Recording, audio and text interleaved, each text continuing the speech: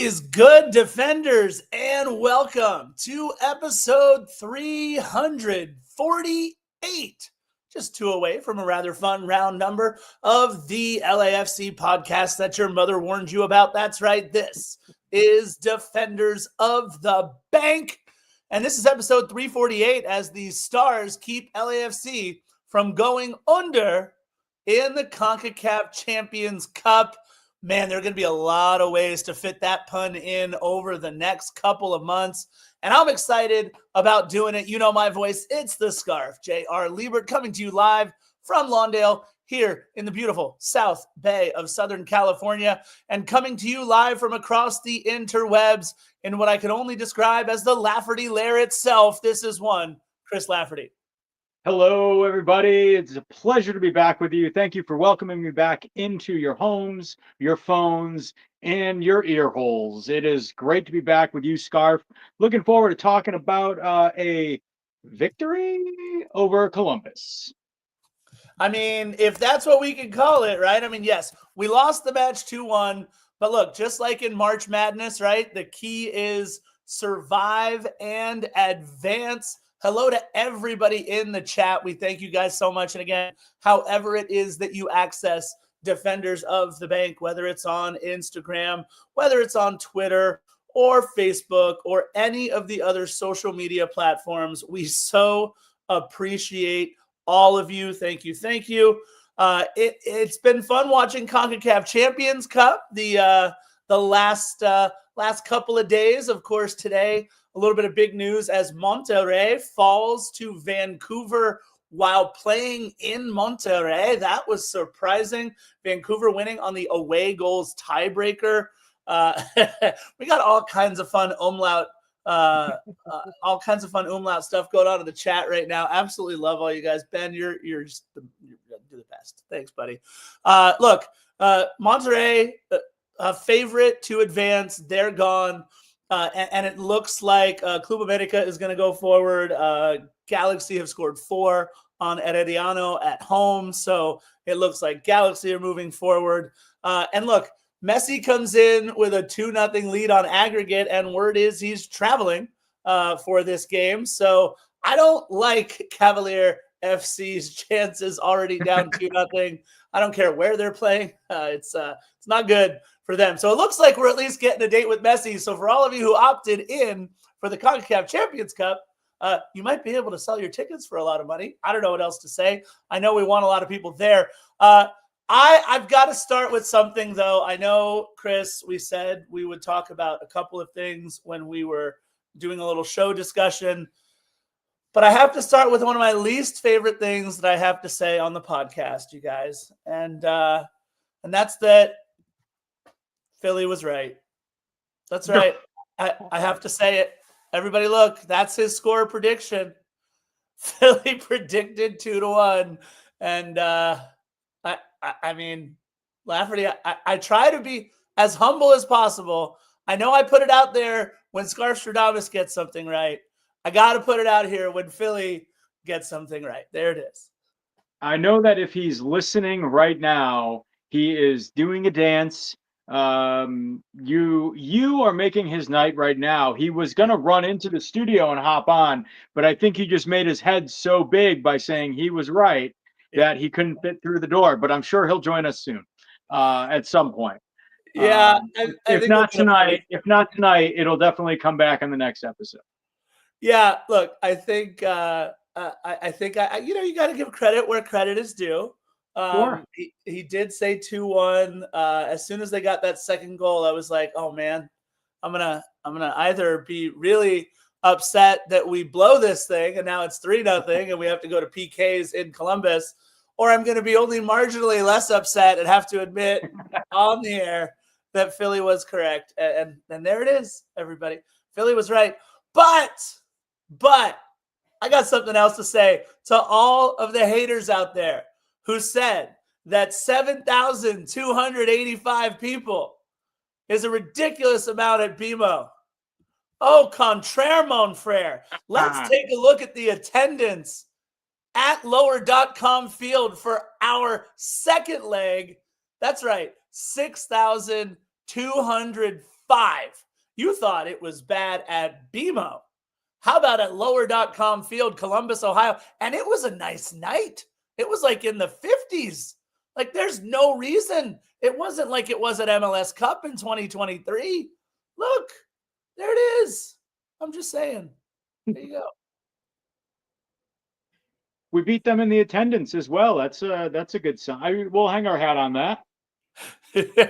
Yeah, look, Do we get a banner? Champions Cup. I've got to look. Did they announce it? I have it open. They haven't announced attendance yet for the game in Carson, but that looks rough right now too. It's just but so do the regular season games. So right. But Philly said they'd have more. He said it'd be more exciting. It was not. But that's because there's nothing to do in Columbus, Ohio. But I would think there'd be more people at the match then if, it's Columbus. And look, Columbus is a beautiful city. I spent, a day there. So it was great, even though they weren't very hospitable. We lost that game too, 2-1. But either way, look, all I got to say is 6,205 is not 7,285. LAFC wins that one too. Want to remind everybody that the Mo Facio Futsal Court fundraising effort is still underway. Go to LAFC.com/Mo-Facio and make sure you guys donate whatever it is that you can. We want to get this futsal court not just built, but completely fundraised, if that is a word. And we want to have a nice kickabout in Cudahy where the field is being built. So make sure you guys head over to that. Let's get into one thing real quick in our opening banter. One thing that I wanted to bring up because I see it in the back over what is your right shoulder, I believe. Correct. Yes. You for some reason, unbeknownst to me, you are going to, without being chased, provoked, or having a fear for your life, you are going to this weekend run 26.2 miles all by yourself and no help from anybody else. Correct. If anybody does help me, I'll be a little freaked out. Wouldn't be expecting it. To say I'll be running all 26.2 miles is very generous of you. I appreciate that.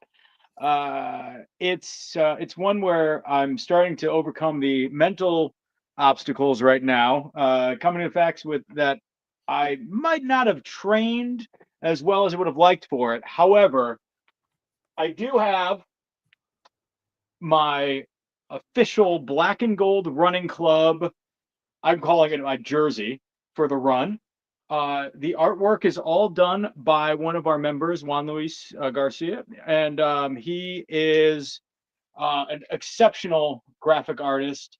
And he made this beautiful logo for us for our marathon runners, doing this either in shirt or tank top.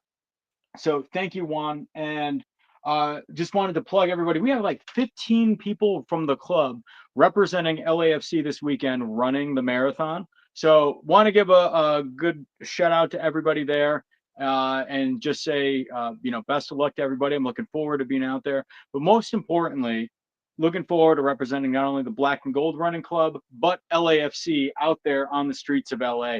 Real quick, when I said I was representing LAFC, and it quite literally, because last year I was wearing my tank top, my marathon shirt with the Black and Gold Running Club logo on it, and a guy comes up to me during the run. He's trying to pass me out, and he goes, there's only one team in LA, right?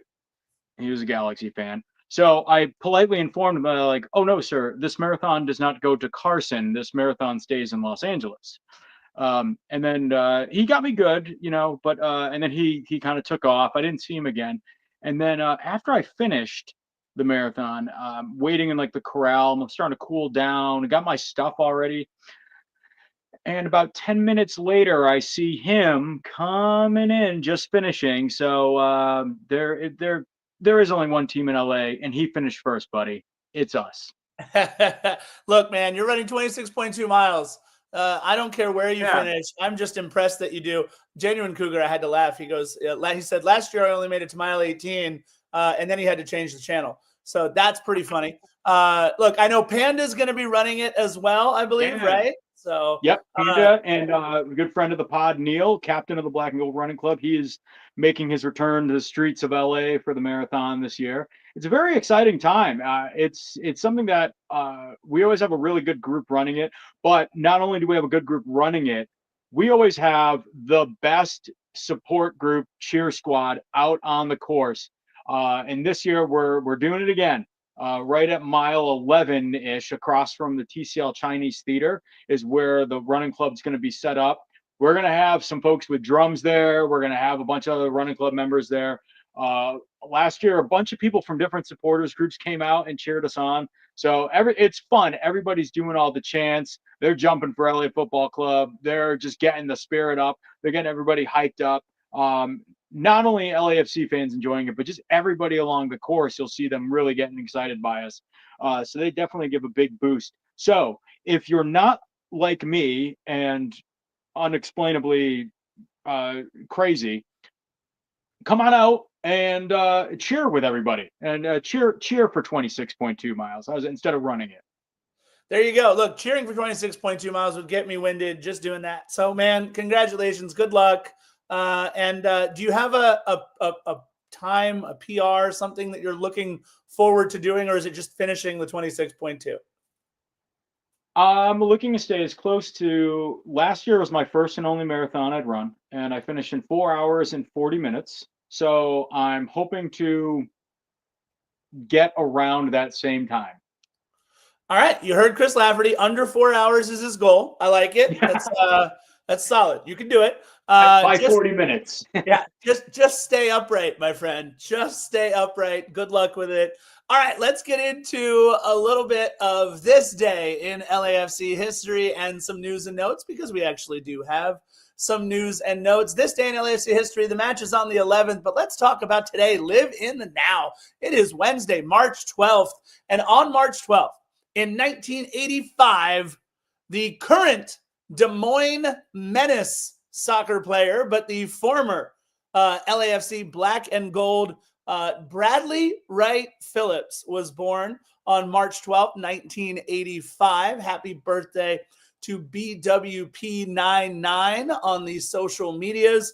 And then 8 years later, one of the greatest goalkeepers in LAFC history, March 12th, 1993, the birthday of one Tyler Miller. And just when you thought that we were done, how about 6 years later than that, March 12th, 1999, Jose C. Fuentes. Wow. We went in the Wayback Machine with Bradley Wright Phillips, Tyler Miller, and Jose C. Fuentes, all born on March 12th. What kind of a coincidence is that? What happened 9 months before that? My goodness, what was that? Oh, June. So in the summer, their parents were having a good time in the summer. There you go. Kids, ask your parents to explain to you what that means. A couple of news and notes. Congratulations to Kenny Nielsen. That's right. The guy who they only announced one of what I think were maybe 2 or 3 short-term contracts for. Kenny Nielsen is now officially Black and Gold. And what I mean by that is he has signed his first team contract. He was signed already through LAFC 2, but LAFC has signed LAFC 2 defender and Irvine native, mean streets of Irvine, Kenny Nielsen, to a first-team contract through this season with club options for 2026 and 2027. LAFC drafted Nielsen 57th in last year's MLS Super Draft out of Georgetown, and he later signed a contract with LAFC 2. He was signed to one short-term loan last season. And again, I think he already exhausted all of his options or was about to. So that's why LAFC decided to sign him to a first-team contract. Congratulations to Kenny Nielsen. And look, I know we're an LAFC podcast, not a San Diego FC podcast, that's for sure. But I was keeping an eye out on one kid that is playing down there in San Diego FC. And we have to give our congrats, because I was hoping this kid would get his first minutes for us. But Luca Bombino, who is now down with San Diego FC, got his first MLS minutes of his career. Yes, we all know he's playing for the Fighting Snapdragons, but I'm still keeping tabs. on Luka down there in San Diego after being included in the 18 a couple of matches ago. He got his first minutes in their road win in Salt Lake City. Luka subbed on in the 73rd minute and closed out the match, and he actually played extremely well. I went back to watch the match. He passed, and we're going to talk about some bad passing in a little bit. Kid passed 17 of 18 passes for 94%, 3 passes into the final third. Really good minutes in kind of an offensive role there when he was playing outside back. So congrats to Luca Bambino. And as Genuine Cougar says, yes, as much as I hate to say it, he's swimming with the Snapdragons now. So Luca, congrats on your first minutes and good luck in your MLS career, my friend. And a quick hello to his parents, who friends of the pod. Absolutely. That's why we keep tabs on Luca. We do appreciate you. I was in the building at world famous Titan Stadium on the campus of Cal State Fullerton. And LAFC 2 looked fantastic in the first half. 3 goals, including 2 in the first 10 minutes. And then the dam broke. Unfortunately, Vancouver Whitecaps 2 scored 3 goals in the second half, and then 1 on PKs 4-2 to take that extra MLS next point. Both sides get a point for a draw, and then the winner of the PKs get an extra point. Look, Matt Evans and Adrian Wabowo, if you follow LAFC, Matt Evans came up on a short-termer once or twice last season, and I think he's playing for Honduras on his national team. He scored the first goal on an absolute banger. You'll see that on the top 10 goals for MLS Next Pro this week. And then Adrian Wabowo scored following that. And then Alec Hughes closed out the scoring just like Kickaball Pod said he would on our One More Sleep. He poached a goal from Jude Terry in the 27th minute. So up 3-0 after 27 minutes, but couldn't hold it.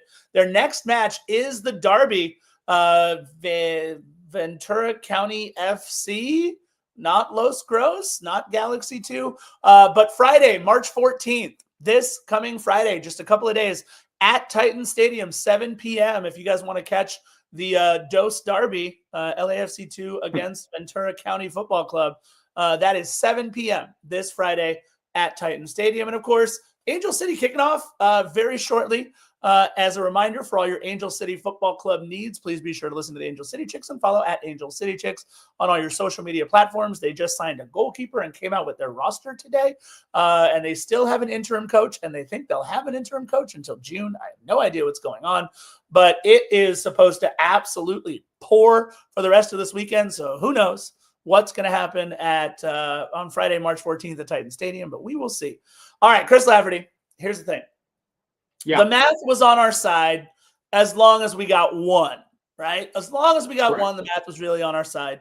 A lot of things weren't on our side, however. The heavily rotated roster meant that we could rest a lot of guys so that we came into this relatively healthy. But on the other side, of course, is Wilfred Nancy, and a club that will never give up and has not done so under his tenure.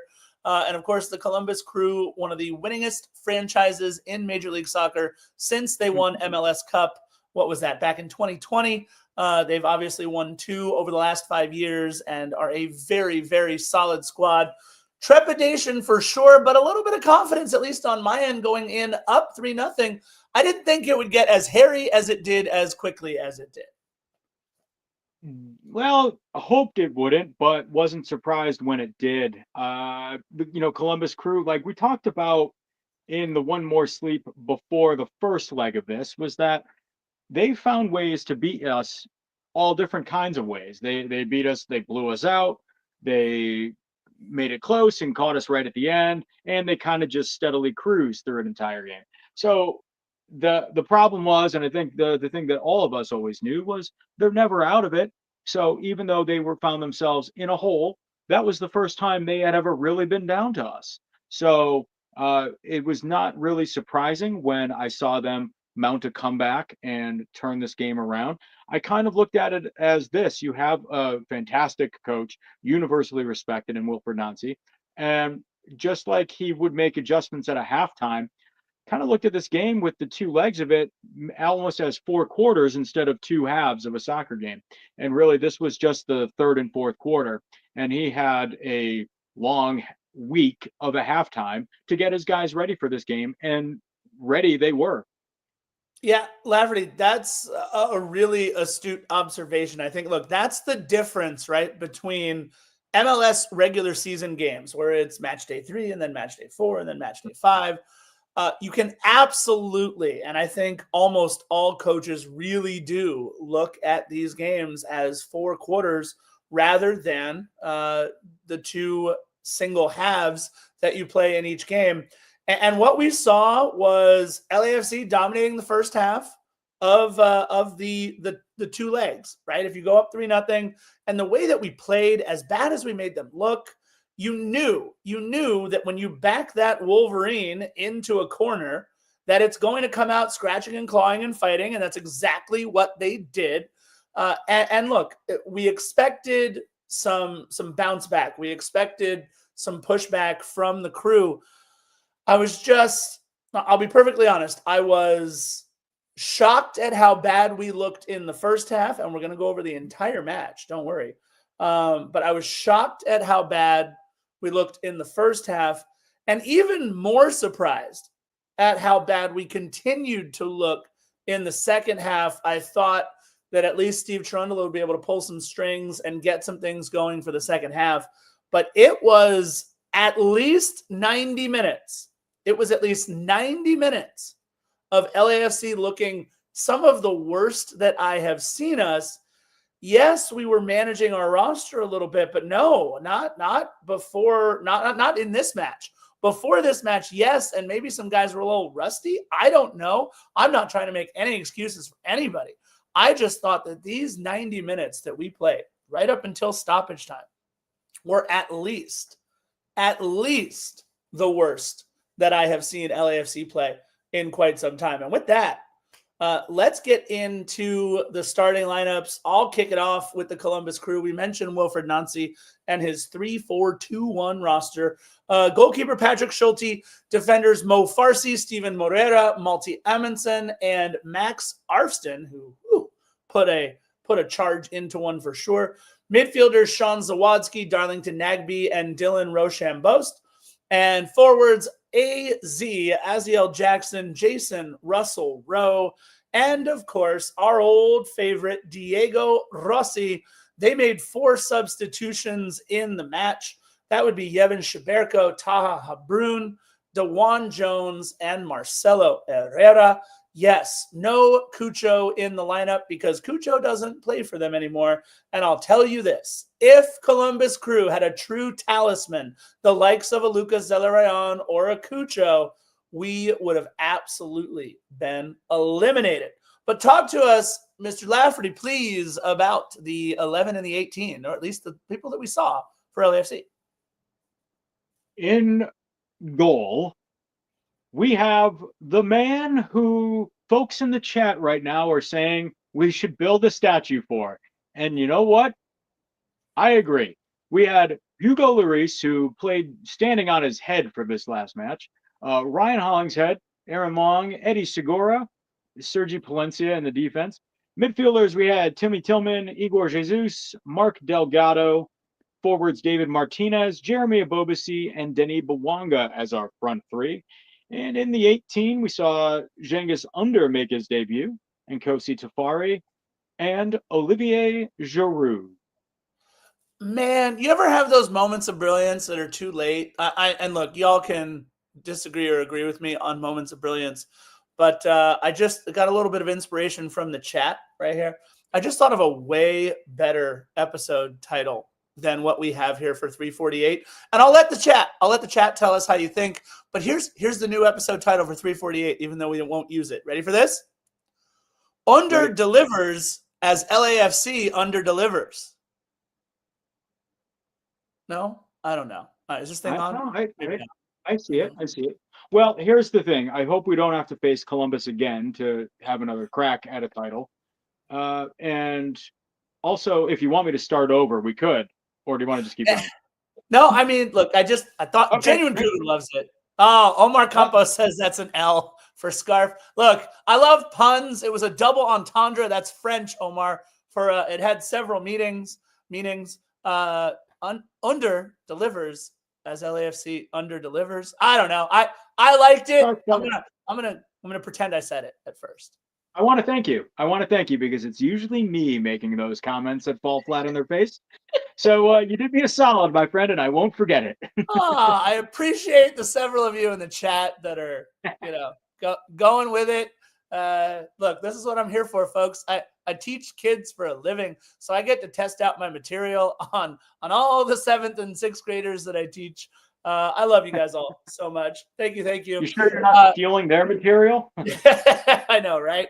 Look, first 10 minutes of the match, it was just put your helmet on and bunker up because Columbus came out swinging. I mean, I'm almost surprised it took them 10 minutes the way that they had us on our heels the entire time. I mean, Diego Rossi down the right side with a great effort. Look, there are plenty of times where the slightest breeze on a blade of grass takes Diego Rossi into the 3rd row. But what Diego Rossi did as he fought for possession and kept it all the way down to the touchline, didn't it remind people just at least a little bit of Cheeky Palacios in MLS Cup as he was looking for Gareth Bale? I mean, it was a really good play on the opposite side. And look, you got to give credit where credit is due. I mean, I've already said Philly was right on the episode. Now I'm saying Diego Rossi makes a great play for Columbus Crew and a beautiful cross into the box, but like two guys Spider-Man memeing instead of picking up Jason Russell Rowe, just looking at each other. And it was just poor defending. It's just a really frustrating goal. And just like that, Columbus Crew, after 10 minutes, they screamed game on, and it absolutely was. Jason Russell Rowe getting the goal, gives me heartburn just thinking about it off a beautiful Diego Rossi touch.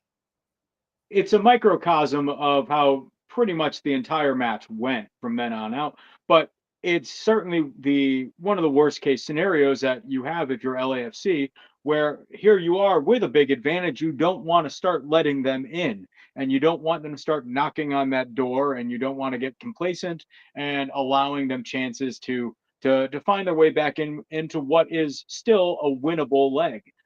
So 10 minutes in, if they're already putting a goal in, you've got to feel great if you're Columbus. And even though you have a 3-0 deficit, you now have a lot larger ladder than you did before to climb out of that hole. Yeah, look, it took us 27 minutes before we got anything going, and that was a David Martinez shot that, look, he knew he caught Patrick Schulte leaning one way. He just couldn't keep it on target. I thought that was going to be one of those moments of brilliance that we know David Martinez can produce with very, very, very little space. And then, you flash forward, Jason Russell Rowe puts it over the bar from a spot where I thought, really could have done some damage. And I'm going to say something that, anybody watching the game probably knew, but I think they were picking on Ryan Hollingshead's side a lot more than they were picking on Sergi Palencia's side for sure. I thought they isolated a couple of matchups that they thought they liked, one of them being Ryan Hollingshead. Obviously, Eddie Segura didn't have his best night either. But it was clearly that one side. Sergi Palencia, it's Revis Island over there as far as I'm concerned with the way that Sergi Palencia has been playing. He has been incredible. And look, I thought the biggest thing that we needed to do as we got this ball over the top to Deniba Wonga in like the 41st minute and no one came with him, I was like, God, we are so disjointed right now. All we need to do is see out the half, get into it 1-0, and then Steve will rally the troops, and we'll be fine. And Eddie Segura had other ideas for LAFC as the referee pointed to the spot. Really surprised, but he called it kind of right away. Look, it was a clear handball on Eddie, a really unfortunate situation, but not in a great spot. And again, these things just kind of seem to be, Eddie just seems to be snake bit when it comes to things like this. Danny Bouanga got a yellow card for clearly saying some things that you're apparently not allowed to say. He needs to say them in French next time and not in a language that the referee understands. And of course, Lafferty, it's Diego Rossi at the spot. Reminiscent of the MLS Cup, where how did they get on the board the first time? It's just an unfortunate handball in the box in the 18. So, that Segura has kind of been a lightning rod for LAFC fans this season, if not the last couple of seasons. Yeah. And I understand it. I get it. I think he had a fantastic game against New York City, like we talked about at length.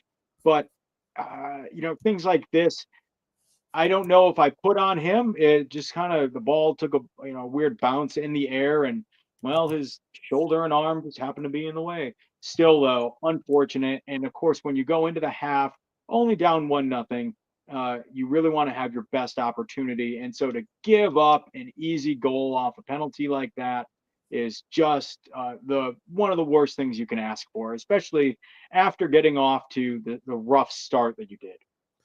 Yeah, and look, at any number, any metric, any stat, possession, shots, passes, accuracy, corners, fouls, however you break this match down, we got curb stomped in that first half. I mean, we really did. It was rough. I really do applaud the effort that LAFC in the second half. I mean, look, second half, it was so much more of the same. But I think everybody and anybody that's going to be talking about this tie, going to be talking about this matchup, it starts and ends with Hugo Lloris in the 66th minute. I mean, they slowed it down. I think 4/5 of that ball crossed the line, if not more of it. And Max Arfsten, I mean, if you're in the training ground and you run that play 50 times, I don't know that you run it any better than the way that Columbus Crew ran that play.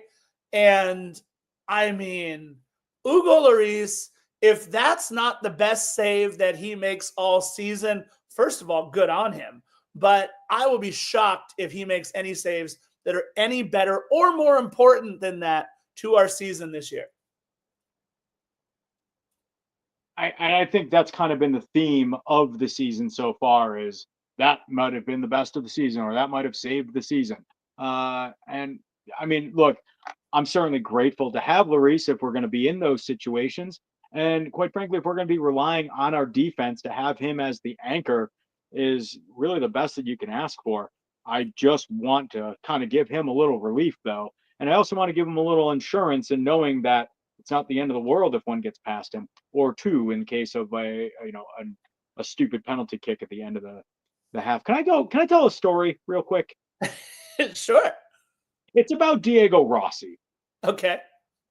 So when I played sports in high school, and one of the guys that from a rival high school that I competed against, he was a couple years older, incredible athlete.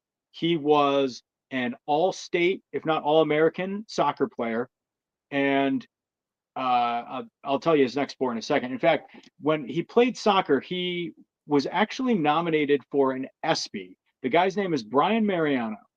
He was nominated for an ESPY for a cartwheel flipping overhead throw in to score a goal to win the state championship for his soccer team. Well, then he lost that to Derek Jeter in that flip play at home base. That was the competition he was up against. Otherwise, he probably would have won. Amazing athlete. His second sport, he was an All-American in diving. I was on the swim team, so I got to see him dive a bunch of times. Incredible. The first time I'd seen a judge give out 10s across the board. Anyway, here that man is an All-American and an ESPY nominee, soccer player and diver.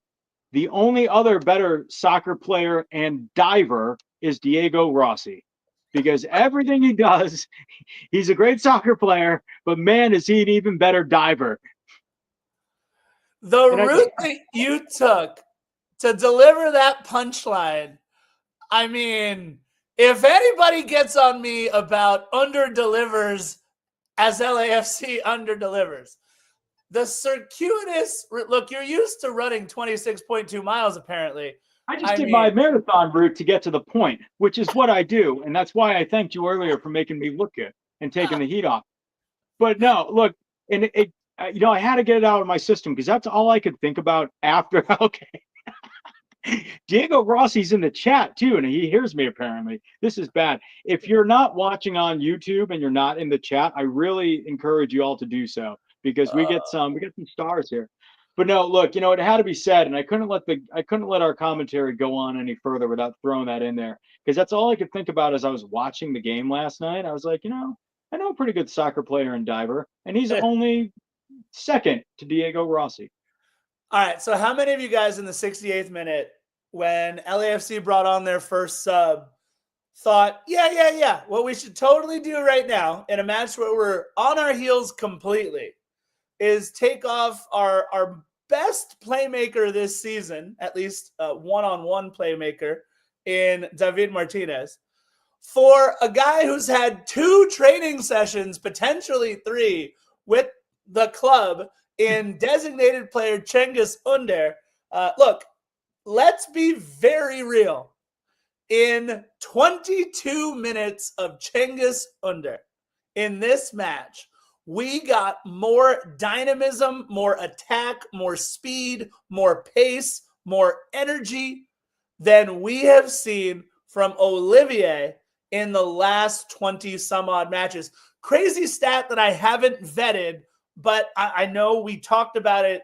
Philly posted it, I think, on our story. I want to say this is true only because I'll read you the stat as I saw it. However many minutes that Olivier Giroud has played, 930 some odd minutes or so for LAFC so far, is the most minutes played by a striker without scoring a goal in MLS. And for me, at least over, I guess, since he came onto the team or whatever it is, right? That's at least the stat that was thrown out to me. I have no way of verifying that. So I'm saying right now, take that with a grain of salt. But what I saw from Cengiz Ünder after the 68th minute, his first touch was a solid give and go with Deniba Wanga. And what has to be happening there is just 2 players that are on the verge of being world-class or were world-class or are world-class, whatever you want to say, linking up because they both know how to play the sport at a different level. So he comes on and his first touch is a give and go.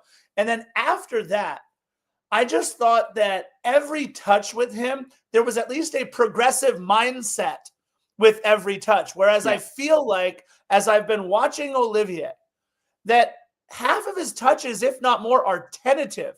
Half of his touches, if not more, are played either backward or to the side. Very few things are progressive off the foot of Olivier Giroud. And look, he hasn't even come onto the pitch yet. And that's how bad his 8+ minutes were in the match.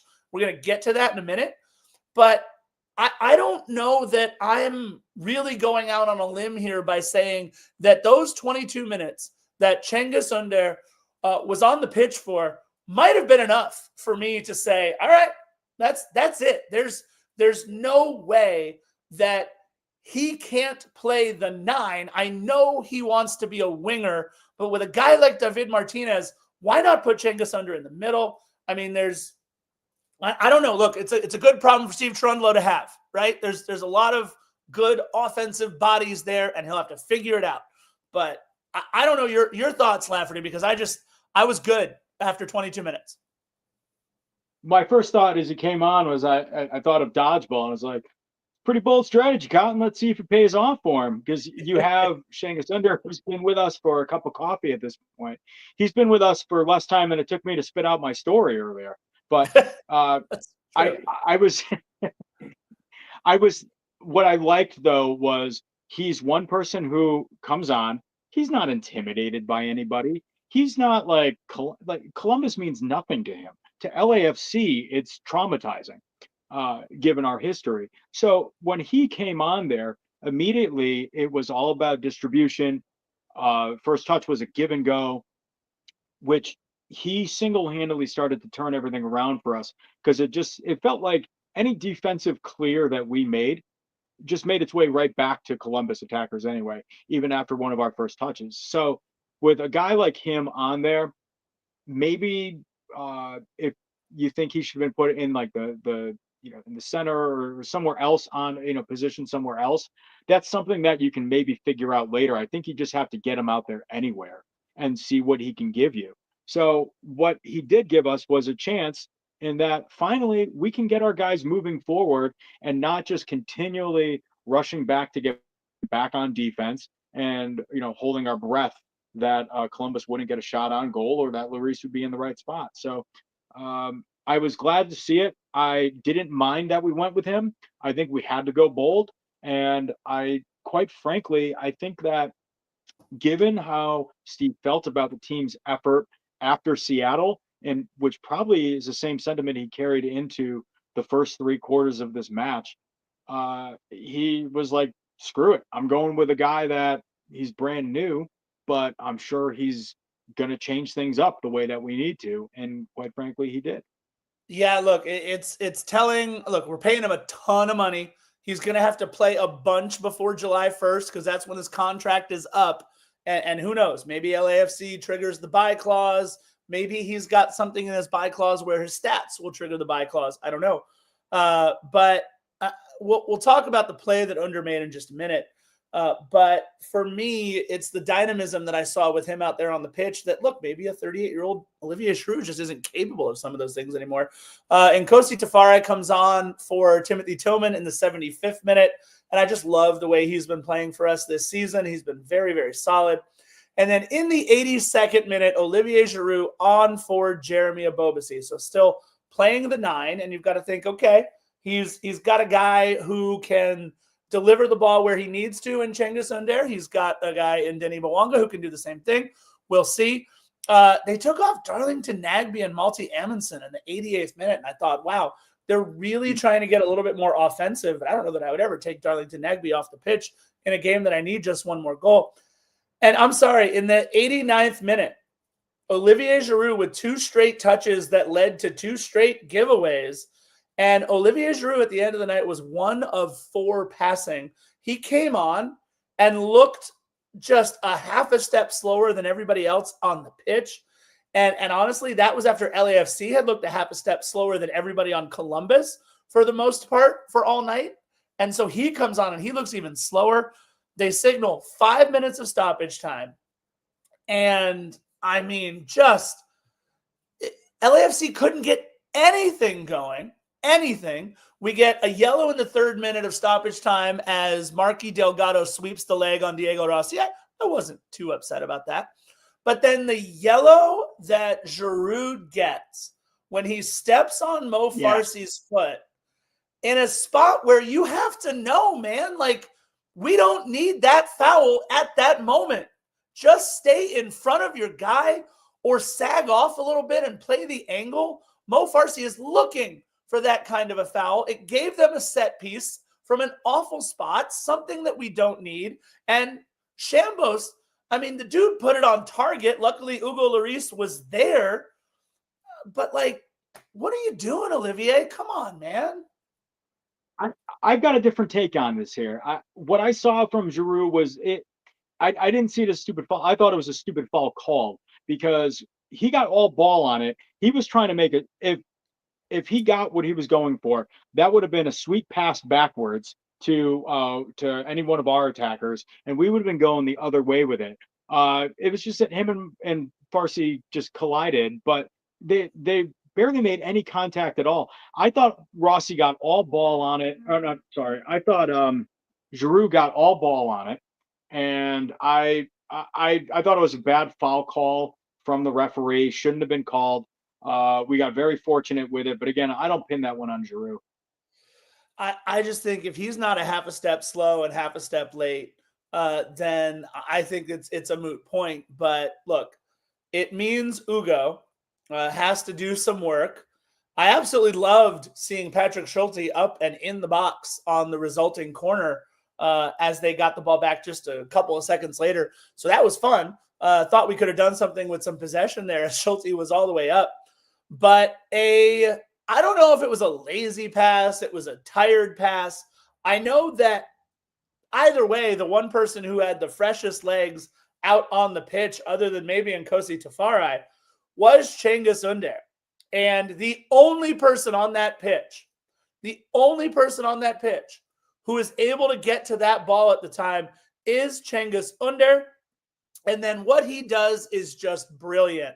He slows up play enough so that the man who has already played 95 plus minutes before that and gave every single thing he had in Denis Bouanga can come busting up the left side as he does, and the little slip pass. Cengiz Ünder waited an extra step or two and made the little slip pass to Denis Bouanga, and Denis calls game.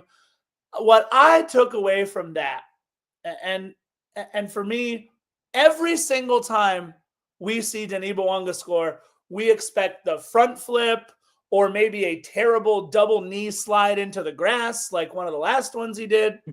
You know what he did for this one? Absolutely nothing, because he was dead tired as he scored this goal, running the entire length of the pitch, because I said we'd need 11 defenders in this one. Bouanga was already tracking all the way back. And I have to be honest, the fact that he made the run in the first place was incredible. The fact that Cengiz Ünder steals the ball and finds him, and then Denis puts it in the back of the net, that could be a moment when we were getting our heads beaten in for every single minute of this match. That one moment like that, just one moment of brilliance, can carry a team so much farther than you would think. And I think that moment is going to be incredibly important. BH disagrees. He says Bouanga did nothing in that game besides that goal and the shot minute 2. I disagree. Bouanga did a lot of tracking back. Bouanga did a lot of defending. Yes, I think what he was told to do was not quite leak out as much and play more of a defensive role. But, I mean, it helped exercise 90 plus minutes of demons, and maybe even more than that with just one goal off of Cengiz Ünder's pass. You're right. That moment could be a catalyst for our offense, which has been rather anemic, is probably a good way to put it. And Denis especially has had a slower start than he would have liked. Although I'm not worried. He got off to a slow start last year and still contended for Golden Boot. But this is a catalyst in the sense of not only does it get our offense going, but I think it gets Denis Bouanga going even more so. And it gets Denis excited again, which I think he's looking around going, "Ooh, wow, this is rough.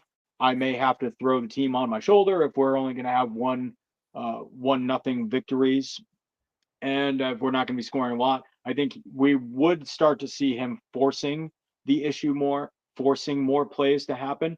And now when a guy like Ünder comes in, I think it provides him a little bit of relief and a little bit of optimism of, oh, good, it's not going to be just reliant upon what I do out on the field. There are going to be other people that we can set each other up with. And I think that it's going to make a guy like Denis excited about the chemistry.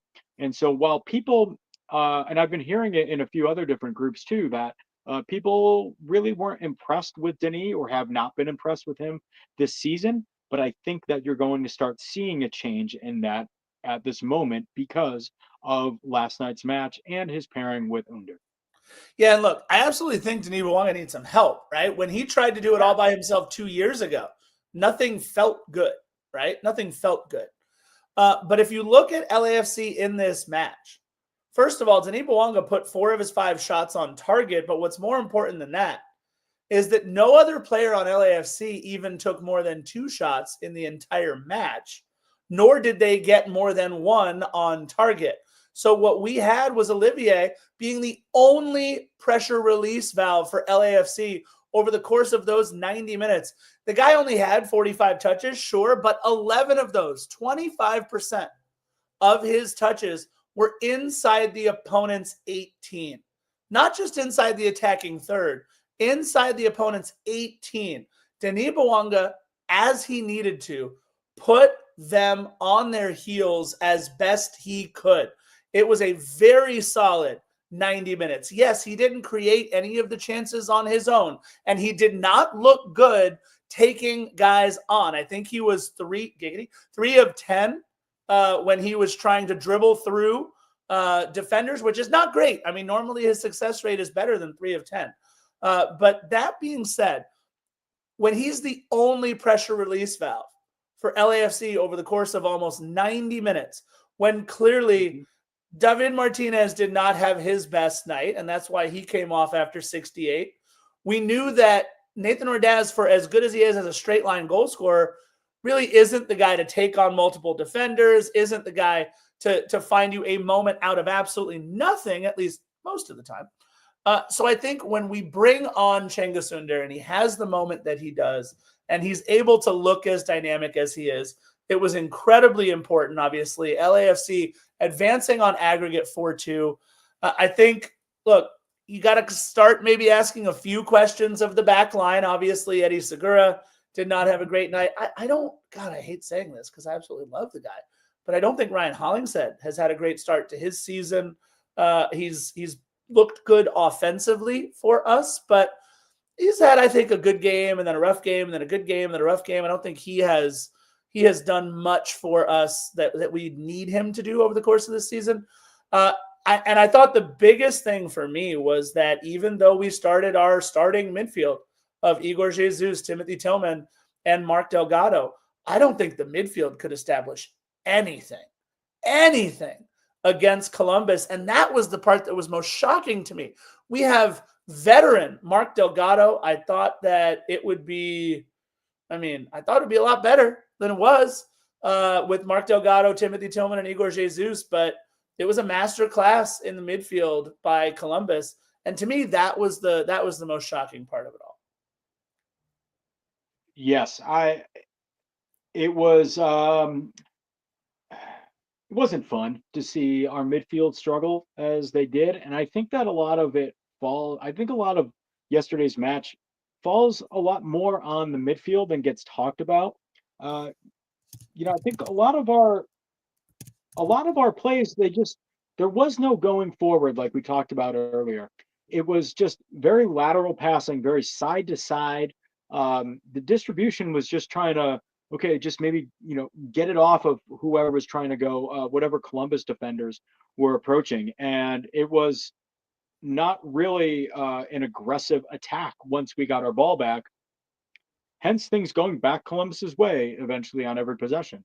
So I think that what the midfield has to do is get more of an attacking mindset going. I think they have to get more of a, hey, let's start feeding our guys in the front three and let them make something happen and see where they can go with it. I think that we talked about trepidation as we were feeling as fans. And I kind of wonder if our guys were playing with that same trepidation that the fans were feeling, because it just seemed like we were not in that attack mode, literally or figuratively, throughout the match. No, I don't think attack mode existed other than Cengiz Ünder pouncing on that ball in the 96th minute. I completely agree. I think that LAFC came out trying to not give up a 3-0 lead rather than to play their game, their style, their brand of attacking football. And I think when you continually put yourself on your own back heel like that and continue to just absorb, eventually the dam is going to break. And we absorbed quite a bit. In that match. Last thing, and I have to do it every single match, is to examine the play of Olivier Giroud. 8 minutes. Look, I'll say this. Dude had 8 touches in 8 minutes, which is probably the most touches per minute that we've seen for him all season. But let's take a look at those 8 touches, if you don't mind. 3 of those 8 touches were giveaways to the other team. 3 of his 8 touches. He was 1 of 4 passing on the day with 2 awful giveaways in a row. Does that include that penalty? Say it again? Do one of those takeaways include that penalty? The penalty? Yeah, the one that he got the card for. Is that one Oh, that you you're mean including in the takeaway? the free kick? Yeah. Yeah. Look, it was a ground duel that he lost for sure, because he was 0 for 2 on ground duels. He was also dispossessed once when he had the ball. So one of his 8 touches was him getting the ball and then being dispossessed by it. He also picked up a yellow card for that foul. It's just I'm gonna stop beating the dead horse, guys, in a minute, because it's not like we started him, so that's fine. We put him in towards the end of a match where we really needed a goal, which I don't know that I loved, but I think what Steve Cherundolo has to be thinking in that moment is the dude just needs to be as good once as he ever was.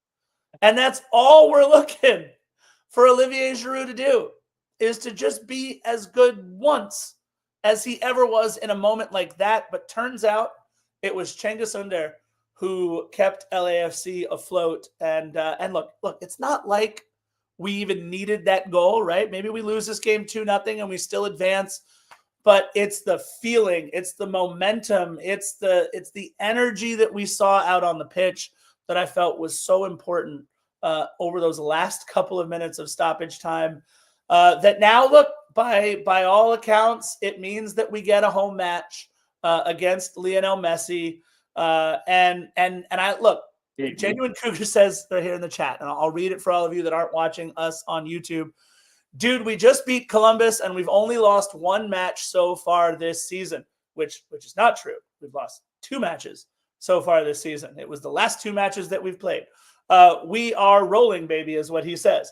I think the fact that we have lost 2 matches in a row shows that we are not rolling anywhere. And we've lost those 2 matches in a row by a score of 7-2 on aggregate, which is bad. Giving up the 2 to Columbus, not a bad day, sure.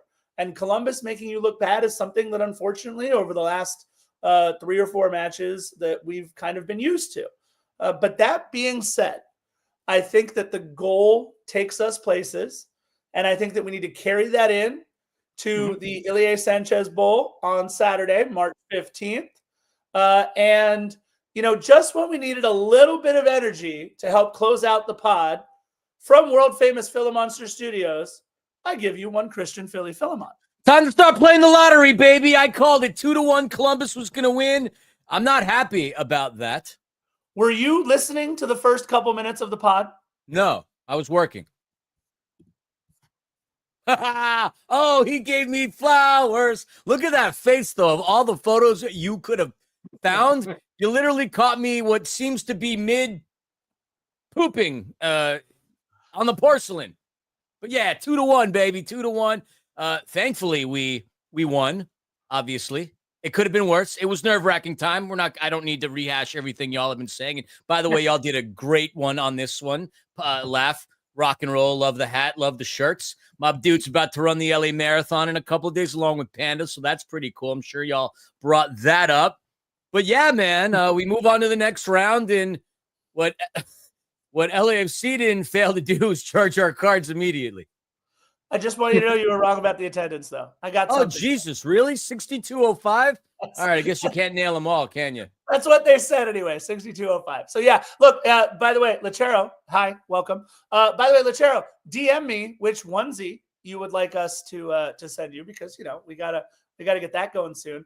But, yes, I was wrong on the aggregate 7-3, not 7-2. Thank you. I do teach middle school math, but apparently I forgot about that for that moment there. A molder of young minds, defenders. We head to Austin, or we head back to BMO as Austin and Ilie Sanchez head to BMO Saturday, March 15th, 12:45 p.m., y'all. It's an afternoon game on Saturday. Oh man, that's an early tailgate for all of you going out there to tailgate. Make sure you guys are all safe. Make sure you guys are all having fun, because it's a 12:45 match. Which is perfect for people like me who have to get up at 3 a.m. to go run 26.2 miles the next day. So I think I couldn't have lucked out any better with this one. Yeah, look, 12:45 is fantastic. Philly, Robin, there you go. address your question in the chat for those listening. I have returned. It is I, Hello Kitty. Ruben asks, what did I think of Giroud's performance? For the millions, of course. And if I may be so bold as to use a bad word in another language, mierda. Mierda has been Mu Giroud for the entirety of his freaking career. Thank you, Hello Kitty. Hello Kitty, little vulgar. She's been kind of antsy and kind of sassy due to the fact that we haven't really brought her on that much. But yeah, mierda. What can I say? Laugh. Yeah. It's good for you that we have an early game, but it's also awesome for you young bucks that could go out there and party on a Friday night because you could still kind of pull an all-nighter, crawl your way to the tailgate, ooze your way into the stadium, and be on the man, passed out on your couch by 3 p.m, not to be bothered until Monday morning work. Man, I remember those days. Those days were a lot of fun, and those days are very distant in the rear view. Very distant although, indeed. Nothing good happens after 1 a.m. And then again, Scarf, the same can be said with the fact that no good story ever started with we were out having salads. You're absolutely right. Look, before we end this podcast, I want to congratulate a couple people. That would be number 31, Cabral Carter, number 32, Derek Jones Jr., number 37, Cairo Walters, 39, Alec Hughes, 40, Sebastian Nava, 44, Christian Diaz, 46, DeCarlo Guerra, 47, Marius Ayanero, 55, Eric Diaz, 62, Josh Santiago, 66, Brian Moyato, and 70, Matt Evans. They are your official LAFC 2 roster to start the season. Yeah, their first match didn't go well, but what I would love to see this season is everybody get out there with Mario and help support. Inland Element does a great job out there at Cal State Fullerton. Let's support our LAFC 2 boys. I would absolutely love to see more people out there. But yeah, love you guys. Appreciate all of you. And look, you know how we like to end all these episodes. This is 348. Philly, Lafferty, just 2 more to 350. We got to do something fun for 350. We'll talk about that later. Either way. I'll tell a story for 350. How's that sound? Oh, jeez. There you go. Thanks. Bye-bye. Bye-bye. Ah, where's the thing? Hold on. There it is. Fired.